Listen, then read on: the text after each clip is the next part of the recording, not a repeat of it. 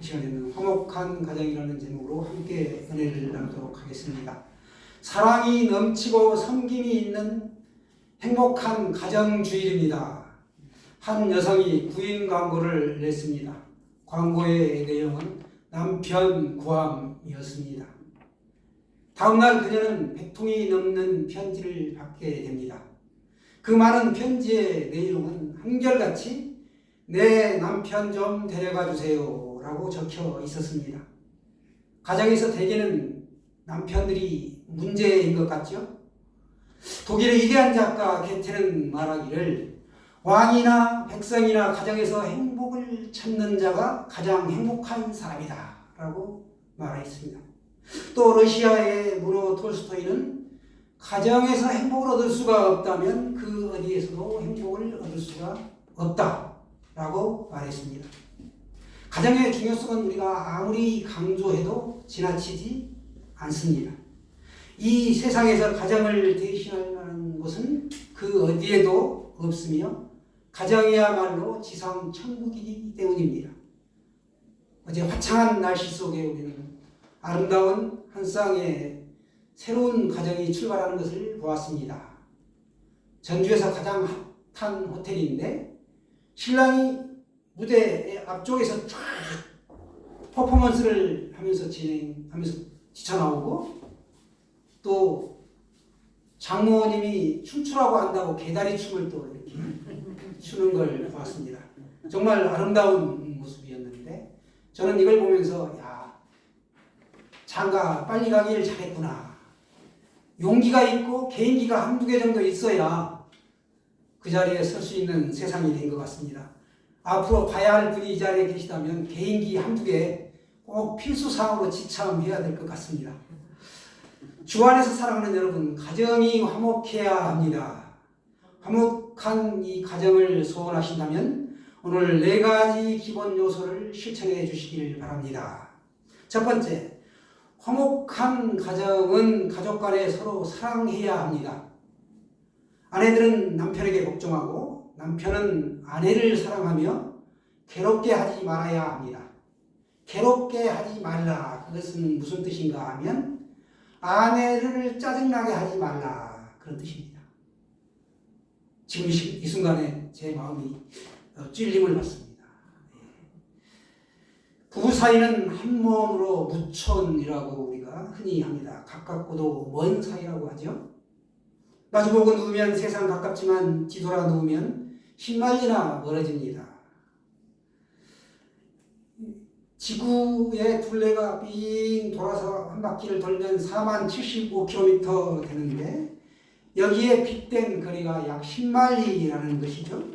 우리는 살면서 가족 간에 심리적으로 또 말리나 천리나 이렇게 떨어진 경우가 발생하곤 합니다. 그러나 사랑이 있는 가정은 화목한 것이죠.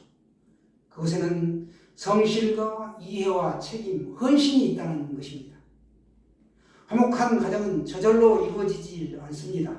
만일 남편이 자기중심적이고 이기적이면 또 상대에게 어떤 희생만을 강요한다면 그 가정은 절대로 화목할 수 없습니다.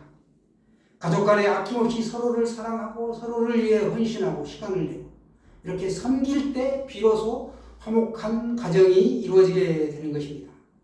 저와 여러분의 가정에 사랑이 가득하고 화목하시기를 소원합니다. 두 번째 화목한 가정은 서로 간에 이 대화가 필요합니다. 대화가 중단되면 갈등이 생기고 서로를 향한 나쁜 감정이 스멀스멀 기어 올라오게 됩니다. 누구도 말하지 않으면 상대를 알 수 없습니다. 그래서 대화가 필요한 것이죠. 상대를 이해하려고 노력하는 것보다는 상대를 이해시키려고 노력하는 것보다는 상대를 이해하려고 해야 된다. 말이 안 나왔습니다. 대화의 시작은 상대의 이야기를 진지하게 들어주는 자세가 필요하다는 것이죠. 듣는 것이 상대를 존중해주고 예의를 갖추는 것이 됩니다. 대화의 1, 2, 3 법칙이라고 들어보셨죠? 한마디 자기가 말하고 2마디 들어주고 3번 맞장구 쳐준다. 자기 말은 1분 동안 하고 상대 말은 2분 동안 들어주고 3분은 상대의 말에 맞장구를 쳐주라 이런 뜻입니다. 그러면 상대는 자기를 이해해 준다라고 충분히 느끼게 되고 신뢰가 형성되기 때문에 성공적인 대화가 이루어지게 됩니다. 남의 말에 귀를 기울이지 않고 자기 말만 하면서 다른 사람을 탓하면 대화는 그 즉시 중단이 되고 맙니다. 다 경험해 보셨을 텐데 대화가 끊어지면 거기가 바로 지옥입니다. 대화가 없는 가정은 사실상 죽은 가정이죠. 우선 우리가 식사 자리에서부터 대화가 회복되어야 합니다. 일부러 시간을 내지 않아도 자연스럽게 대화가 이루어지게 됩니다. 또 부부간에는 차를 마시면서 다정한 대화가 오고 갈 수 있습니다. 우리들의 가정에 반드시 이 대화가 회복되어야 화목한 가정천국을 이룰 수 있습니다. 저와 여러분의 가정이 가정천국이 되시기를 바랍니다. 세 번째, 화목한 가정에는 질서가 있어야 합니다. 화목한 가정에는 영적인 권위가 질서가 세워져야 하는데 오늘 아내들아, 남편들아 라고 분명히 말씀하고 있습니다. 자녀들아 또 말하고 있죠. 부모의 권위와 가장의 권위는 마땅히 존중받아야 합니다. 이 권위는 하나님이 정하셨고 세우셨기 때문이죠. 한 가정의 가장은 그 가정의 머리가 됩니다. 화목한 가정에는 그래서 순종이 있고 질서가 있다는 것이죠. 특별히 부모에게 순종하라고 십계명에 말씀하고 있습니다. 가정에서 부모의 권위가 무너지면 사회 전체가 혼란과 혼동에 휩싸이게 됩니다. 우리는 벌써 경험하고 있죠. 이미 초중고 교사의 권위가 무너졌고 회사 대표의 권위가 무너졌고 이 땅의 국가 지도자의 권위들이 무너진 나라가 되었습니다. 다시 가정에서부터 이 질서를 회복해야 하는 것입니다. 자녀들이 부모의 권위에 납작 엎드려 순종하고 아내가 남편에게 순종하는 모습을 반드시 보여야 한다는 것이죠. 아내에게 존중을 받는 남편이 밖에 나가서도 존중을 받는다라고 누차 말씀하고 있습니다. 만일 아내에게 무시당하면 밖에 나가서도 무시를 당할 수밖에 없다는 것입니다. 그래서 우리 가정의 질서가 먼저 서야 하는 것입니다. 네 번째는 화목한 가정에는 경건이 있습니다. 경건 생활. 우리 22장 23절 말씀을 한번 다 같이 보시도록 하겠습니다. 23절 24절 말씀 시작. 무슨 일을 하든지 마음을 다하여 주께 하듯 하고 사람에게 하듯 하지 말라. 이는 기업의 상을 주께 받을 줄 아나니 너희는 주 그리스도를 섬기느니라. 아멘. 무슨 일을 하든지 주께 하듯 하라. 참 어렵죠. 인간적인 눈으로 보게 되고 그 사람의 행동, 평상시의 모든 것을 알기 때문에 존경하거나 주께 하듯 한다는 게 쉽지 않습니다. 그러나 말씀이 그렇게 하라고 하니까 우리가 거기에 순종하는 것이죠. 예전에 서울의 서대문에 가면은 영천시장이라고 있었습니다. 거기에 콩나물 장수가 참 많았다고 합니다. 그 중에 한 여인이 새벽마다 이 콩나물을 머리에 이고 팔러 가는 길에 꼭 잠깐 교회에 들려서 늘 기도를 하곤 했습니다. 그 여자의 인생 목표는 자식들을 믿음으로 잘 성장시키는 것이었습니다. 그래서 하나님의 일꾼으로 길러내는 것이었는데 결국 그 여인의 기도 덕분인지 그 아들은 훌륭한 사업가가 되었습니다. 아들은 훗날 큰 제약회사의 사장이 되었는데 자신의 어머니가 매일 새벽에 교회에 나가 열심히 기도했던 그 모습을 잊을 수 없다고 하면서 그것 때문에 오늘날 자신이 있는 것이라고 고백했습니다. 그래서 그는 회사의 이름을 그 새벽 종소리를 연상하기 위해 제약회사의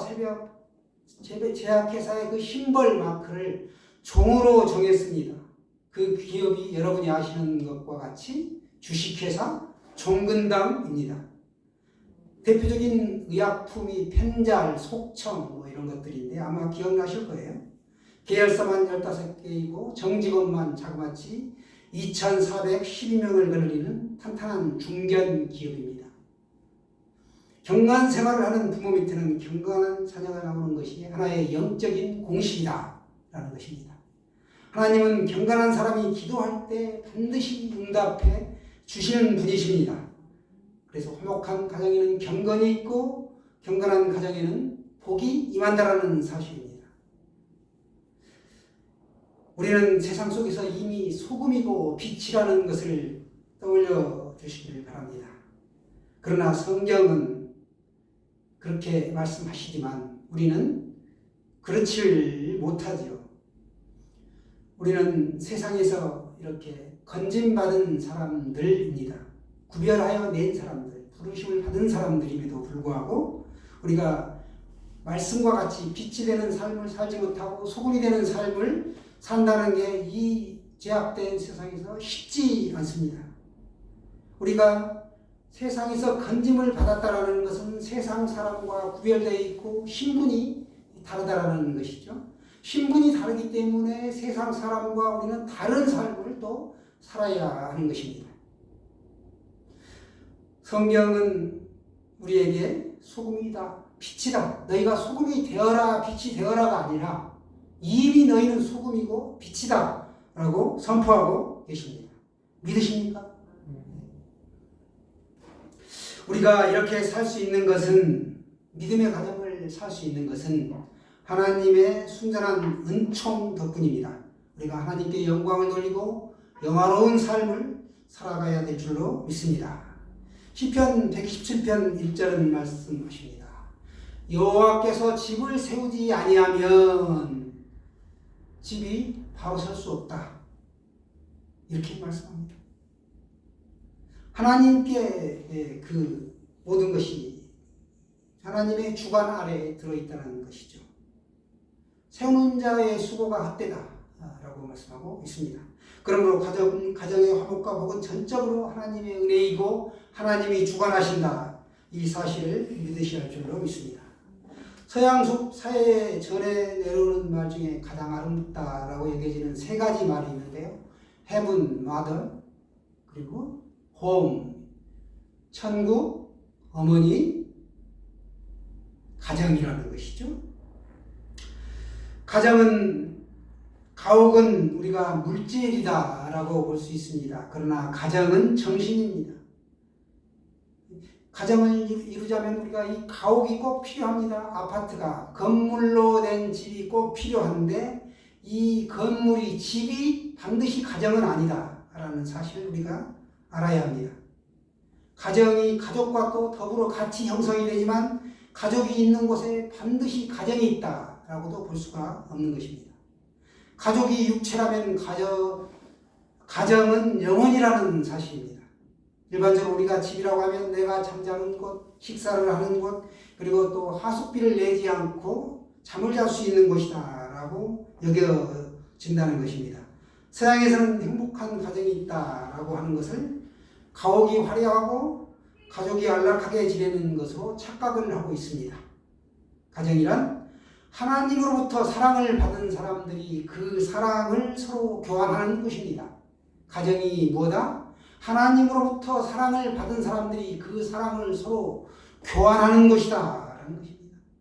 교회를 축소한 것이 가정이고 교회를 확장한 것이 국가입니다. 보이는 집은 돈으로 우리가 지을 수 있지만 보이지 않는 가정은 오직 사랑에 의해서만 지어질 수 있습니다. 가정에서는 빼놓을 수 없는 조건이 하나 있는데 그것은 그 안에 여호와 하나님이 반드시 함께 계셔야 한다는 것입니다. 가정 안에는 남편이 있고 아내가 있고 자녀가 있을 뿐만 아니라 어떤 경우에는 노인이 있을 수 있습니다. 또 혹은 동거인이 있습니다. 이들 모두의 중심에는 반드시 하나님이 계십니다. 온 가족이 함께 하나님을 섬기는 것이 바로 가정입니다. 가정에는 세 종류가 있습니다. 첫째는 내가 태어난 가정으로 부모와 형제자매들이 속한 가정이고, 둘째는 결혼으로 이룩한 가정으로 아내와 남편이 있고 그 사이에서 태어난 아들과 딸들로 구성되어진 이 가정입니다. 그러나 무엇보다도 그리스도인들은 이러한 육신의 가정뿐만 아니라 서로 형제와 자매로 부를 수 있는 영적인 가정으로 우리가 맺혀져 있다는 사실입니다. 부모 사이도 자녀와의 사이도 가장 굳건한 유대는 뭔가? 역시 하나님의 사랑입니다. 우리 가정에서 하나님이 존중이 여김을 받으셔야 하는 것이죠. 가정의 참 주인이 하나님이시기 때문에 그렇습니다. 어떤 신앙의 가정에서 그 아들 중 하나를 분가하여 살게 되었다고 합니다. 그 후 그는 사업에 성공하여 좋은 집을 짓고 하라는 부모님을 초청하였습니다. 그 부모님은 화려하게 꾸민 자식의 집을 다 둘러보고 나서 그 자식에게 이렇게 말했다고 합니다. 내 집이 참으로 아름답게 잘 꾸며졌구나. 그러나 이 집의 주인이 명백하지 않으니 누가 이 집의 주인인지 알기가 어렵구나. 이렇게 말했다고 합니다. 모두가 자기 자신을 위해서 꾸며진 것뿐이요 돈자랑이요 인간의 재능이나 지혜로 그 집이 꾸며져 있었다는 것입니다. 이를테면 기도하는 방도 없었고 성경이 놓여진 것도 없고 심지어 성화 하나조차도 걸려있지 않는 집이었다는 사실입니다. 신앙을 중요시하는 그 부모의 눈에는 이것이 몹시 섭섭했던 것입니다. 정작 그 집의 주인이 되어야 하실 분이 안 계신 것입니다. 외형적인 데에서도 그것이 나타나 있지 않아 허전했고 슬퍼졌던 것입니다. 어찌 우리가 외형적인 일뿐이겠습니까? 우리들의 가정에서는 하나님이 높여지고 있습니까? 아니면 돈입니까? 또 지식이 아니면 자기 자식을 높이고 있지는 않습니까? 믿음의 가정이라면 그 가정에서 마땅히 하나님이 높임을 받으셔야 합니다. 교회에서만 신자요 가정과 일터에서는 우리가 비신자로 살지 않기를 바랍니다. 우리의 자녀가 사회적으로 제 아무리 출세한다 할지라도 훌륭하게 되었다 한다 해도 비신앙적으로 살면 우리의 자녀는 실패자일 수밖에 없다는 것입니다. 왜 그런가? 그것은 천하보다 귀한 한 영혼이 생명을 잃어버렸기 때문에 그렇다는 것입니다. 말씀을 맺겠습니다. 집안이 화목하면 우리가 만사가 다 잘 되어진다라고 우리 격언에도 말씀하고 있고 고사성어에서도 지칭하고 있습니다. 가화만사성이라고 하지요. 가정이 잘 되어야 사회도 국가도 다 잘 되어 나간다는 것입니다. 성도의 가정은 사회와 국가를 떠나서는 존재할 수 없습니다. 성도는 예수 그리스도 안에서 부부간에 서로 사랑하며 복종하고 부모는 본을 보이고 자녀는 부모를 공경하는 참으로 화목한 가정을 우리가 이루어 나가야 할 것입니다. 그래서 우리가 오늘 4가지를 말씀드렸는데 화목한 가정은 첫째, 서로 사랑해야 한다. 둘째, 대화가 있어야 한다. 셋째는 뭐라고 했습니까? 질서가 있어야 한다 라고 했죠. 그리고 마지막으로 경건해야 한다. 이 4가지가 필요하다는 것입니다. 주 안에서 사랑하는 여러분, 말씀에 순종하여 화목한 가정을 꾸려나가시기를 주님의 이름으로 축원합니다.